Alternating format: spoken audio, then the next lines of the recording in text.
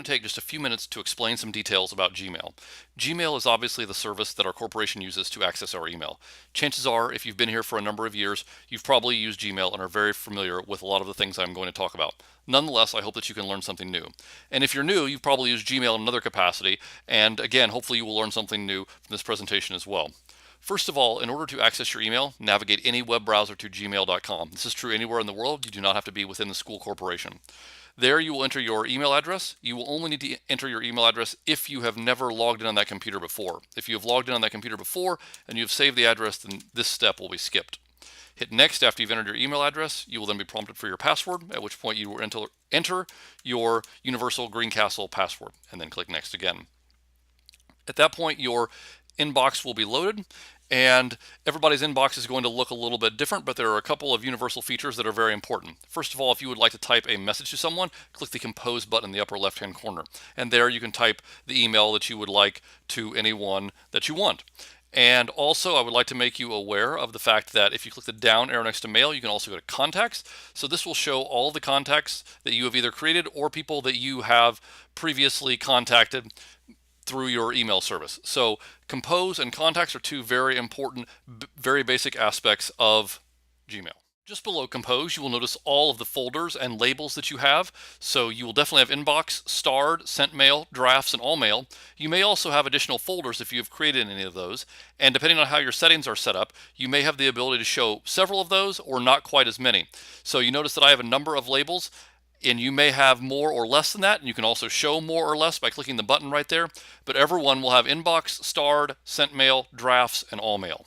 Another great feature of Gmail is the integrated chat that appears directly in the email console. On the left side of the screen right here, you may notice a chat. If you don't have the chat there, it may be toggled off. You can toggle that on or off by clicking the Hangouts conversation, which is the bubble with the quotation marks in it. Hangouts chats are a great way to quickly communicate with other people in the district. You may find that the people you send messages to are able to receive these and reply faster than they would to an email. The most recent chats, if you have any, will show right here. If you would like to create a new chat with someone, click the plus button next to your name, type the name of the person you would like to chat with. It will also show people you have chatted with in the past. You can also create a group chat. So if you want to collaborate across group level, such as grade level or department level, you can very quickly and easily do that by creating a Hangouts group and having a chat right there. The Hangouts feature is a very nice aspect of Gmail. When you open any email, you will be presented with a number of options. I'm just going to open this email from the Greencastle Makerspace. Looking at the options going across the top, I have the ability to return to the inbox. I can archive the message. I would strongly encourage you to archive all messages and not delete messages within Gmail. Gmail was built upon the principle that emails would never be deleted, that you would simply put them out of sight when you didn't want them, and then you could go find them very easily with a search. I will show you how that works in just a minute or so. Next is report spam. You can outright delete a message, but I would not recommend that with Gmail. We do have unlimited space with our Greencastle account, so I would encourage you to archive again. You can move the email to a folder. You can apply a label. Essentially in Gmail, applying a label and moving to a folder are exactly the same thing. You also have even more options where you can mark something as unread, as important, add it to a task, add a star, create an event, filter messages like these, or mute. I would especially like to draw your attention to filter messages like these. If I click there, I can ensure that every message that I receive in the future from the Greencastle Makerspace will have a label applied to it. And you can see I've actually already done this. You can see all the Greencastle Makerspace label right there. I choose the filter messages like this, and then I click Create Filter with this search.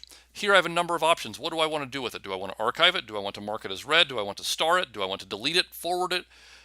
Number of options. Obviously, if I want to apply the label, I'm going to apply the label, and then I would select Greencastle Makerspace. In this case, I've already done this, so I'm not going to actually click Create Filter, but if I wanted to create the filter, I could, and I can also click the Apply to 38 Matching Conversations as well. But you can do a number of things with any incoming messages, and I know we get on lots of listservs and various things that as teachers are sometimes useful, but sometimes are not, and sometimes they just clog our inbox. So if you just want to archive it and skip it, but you know that everything you're going to get from McGraw-Hill is there, you just search McGraw-Hill. It's really easy to do. So if I wanted to skip the inbox and apply the label, I could make sure that I never see the messages from the Greencastle Makerspace, but they would have the label applied. Why would I want to do that, you might be wondering. So let's say that I had all the messages archived. I'm going to go ahead and archive this one just so you can see the process. I actually do have them delivered to my inbox. But if I wanted to have all the messages from the Greencastle Makerspace archived so they never showed up in my inbox, but I wanted then find out, hey, what are the May events at the Makerspace going to be? I could go up here in the search area, and Gmail was built by Google, obviously, and it's built on the principle of finding messages by searching for them. And so if I just start to type Greencastle Makerspace, notice it will show the label. And if I click there, it's going to show me everything that has been labeled as Greencastle Makerspace. So it's no longer in my inbox. I didn't have to delete it because I may want these messages again, and I can click there, and I have all of the search there and then click, and I have all of the messages from the Greencastle Makerspace. By creating and actively using filters, you can really keep your inbox from getting so polluted. This way, you can go to your inbox, you can see what's there, but you know that things are already archived, they're out of sight, hopefully they're not out of mind, but you can go search for them. So you can use this search tool to search for any label or to search for messages from any one person in particular. But this is a great way to keep your inbox from getting so clogged and so polluted that you have thousands or tens of thousands of emails in your inbox that have not been answered. In addition to searching, I can also locate any of the messages that I have filed away under a various folder or a label by locating that folder. So in this case, if I go to the Greencastle Makerspace, I will see there's the May events email that I just had. Notice the label appears right there. In this case, I can return back to the Makerspace folder. So again, essentially applying a folder and a label is the same thing in Gmail. It's just that applying the label saves you the step of actually having to go and to file the message. So again, if I were to say open this 2018 newsletter here from Prism at Rose Hallman, I could manually go ahead and move that to a folder, but I'm going to have to do that every month when I get that message from them. The better way to do that is to go and to filter messages like these and then apply a label so that I know that every month when I get this email, it's going to have the label applied to it. In the upper right-hand corner, there is the gear. I would like to draw your attention to several things under settings. First, you can change the display density by going to comfortable or cozy or compact. You can choose which of those you would like and which is best for your display. Another great feature is the ability to change many settings under the Settings tab. The Configure the Inbox and the Themes are all a part of Settings as well, though there's a shortcut right here. So I'm going to cover those under the Settings option. So when you click on Settings, you will notice there's General, Labels, Inbox, Accounts, Filters and Blocked Addresses, Forwarding and Pop IMAP, Add-Ons, Chat, Labs, and Themes. I'm going to take just a couple of minutes to explain each of these. Under the general settings, there are a number of options that are useful. You can choose how many conversations you would like to have displayed per page and how many contacts you would like to have displayed per page.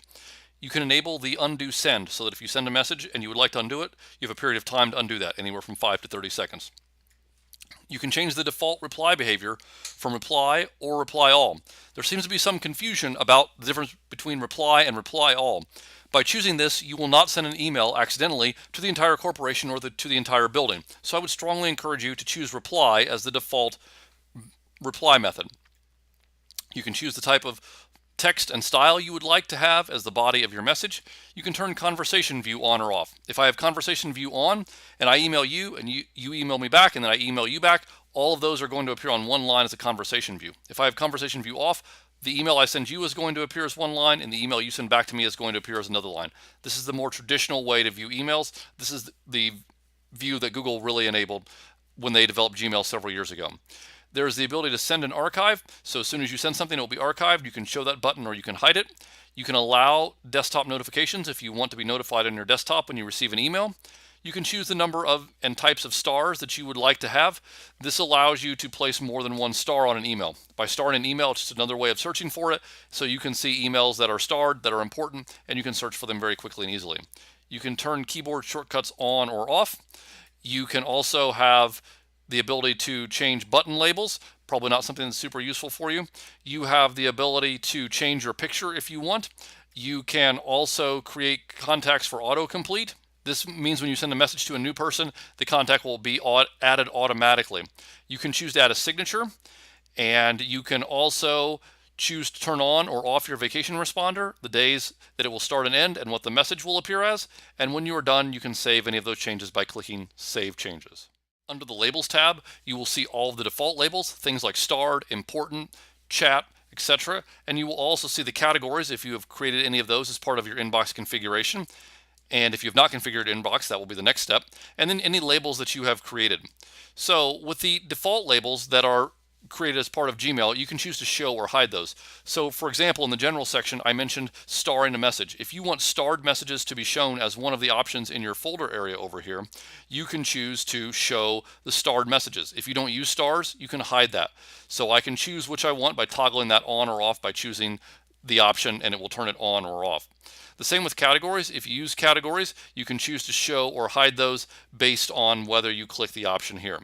You can create a new label from here, and if you want to create the label, you can certainly create it here, but you want to apply the label. In the previous steps, I showed you how to apply a filter to all incoming messages, and that's how you would want to apply the label, but you have several options here.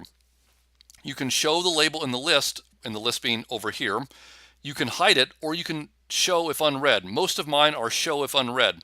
So that way I can see if there are emails that are unread, I can very quickly jump to those and just see the categories that are unread, because some of the messages are automatically filtered. So that way they show up over here, and I know that I have 2 unread emails from YouTube because they are automatically filtered. They don't go to my inbox. You can also see if you want to show this in the message list by showing or hiding, and you can remove or you can edit the label. So if you accidentally create a label by accident, you can get rid of that by removing it, or you can edit it and change it here. Showing in the message list simply means that when I go to my inbox where it had the Greencastle Makerspace label, that will appear. And if I go down, I can see all the labels that I have previously created. So basically this allows you to configure how this area of your inbox appears, and also whether there will be a label showing next to the email that you receive in your inbox and whether it has color on it. Clicking on the Inbox tab will show you there's a number of different ways in which you can organize your inbox. There's default, important first, unread first, starred first, and priority. Default is your standard email inbox in which everything appears sequentially, oldest at the bottom, most recent at the top. And Google does have these tabs. If you want to add tabs for social, promotions, updates, and forums, you can check or uncheck those, and then you can have multiple tabs. So if you want a tab for updates and a tab for promotions, you can have that. If you don't want those, make sure they're unchecked. The next option is important first. This takes everything that Google deems as important, and Google does this through machine learning and tries to determine what is important to you. Right here you can predict which messages are important to me, and it places those messages on top, and messages that are not important it places farther down in the list. Unread first shows everything that is unread at the top of your inbox and everything else below that. That's personally the one that I like. It keeps my unread messages at the top and allows me to quickly focus on those. Starred first allows any message that is starred to be showed at the top, and any message that is not starred to be shown in the bottom portion of your inbox. Last but not least is the priority inbox, and here you can set the priorities. You can add a section, notice right here. So this has important and unread, starred, and then everything else. This has multiple categories, and you can add even a 4th category if you would like, and there are a couple of options you can play with there. If you choose any of these, make sure that you save the changes before you return to the previous menu. Under Accounts, the main option you have here is to add another email address. You could add a personal email address, though I am a strong advocate of keeping school and work separate and not adding a personal email address there. That is your decision of what you want to do and how you would like to proceed. Some people like to check their personal email there, but I personally would not recommend that. I would recommend keeping your school and personal emails separate. Filtering unblocked addresses shows all of the addresses that are filtered or blocked from this particular email account. Earlier I talked about creating a filter so that incoming messages have a label applied to them. If you no longer want that label, or you want to edit it in some fashion, this is where you would do that. So if I wanted to change this label here for the ACS grant, I would click on Edit, and I would be taken to the screen where I initially created the filter, and I could change anything about that I want. I don't want to change anything, so I'm going to cancel. If I wanted to delete those messages from being labeled as ACS grant, I could click Delete. Likewise, I've also blocked some email addresses because I didn't want them coming through because they were sending too much information that I did not really want or care about. If I decide I do want or care about that, I can delete that by choosing the delete option right here. So if I wanted to start getting things from Strobel Education again, I could click delete and Strobel Education would start coming through again. How much information you have here depends on how many filters and labels you have created. Notice that I have dozens, maybe even more than 100. And you can also create a new filter here as well if you would like. But this is the place where if you accidentally block something, or if you no longer want it to be filtered, you are going to go right here to change that. The forwarding and pop Imap tab is something that is probably not going to apply to you unless you want to set up an email client such as Outlook or Thunderbird at home. If you want to get your school email on your iPhone, again, I'm a strong advocate of separating school and work, but if you do want to have your school email on your personal iPhone, you can do that. I would personally recommend downloading the Gmail app. It's much easier than trying to configure it with the native iPhone mail app. This is probably not a tab that you're going to use, but I want to make you aware of it. Add-ons.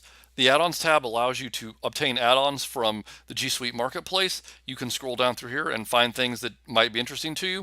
If you're interested in any of those, you can feel free to add them in. That's up to you and your discretion. The Chat tab simply allows you to turn the chat on or off, which we already talked about. You could also do down here by turning the Hangouts conversation on or off.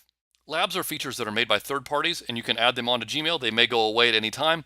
The heyday of labs was kind of about 2009 to 2011, but some of them are still available here. So for example, if you wanted something such as a canned response, you can enable that lab. Or if you wanted to be able to have multiple inboxes, you can enable that. There are a number of options here for the labs. You can scroll down, choose the ones that you want, and then add on any lab that you would like, and hit Save Changes when you're done.